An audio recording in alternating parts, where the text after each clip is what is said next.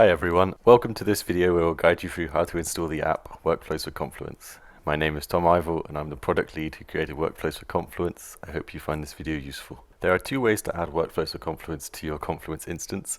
First of all, you can do this in your Confluence instance by going to the settings, scrolling down to the section that says Atlassian Marketplace and clicking Find New Apps. In the Search for Apps field, you can type in Workflows for Confluence.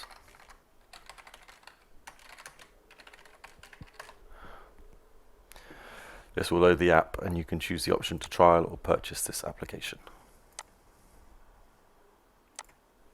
The second option is going to the Atlassian Marketplace, logging into your account and searching for Workflows for Confluence, where you'll be able to trial or purchase the app.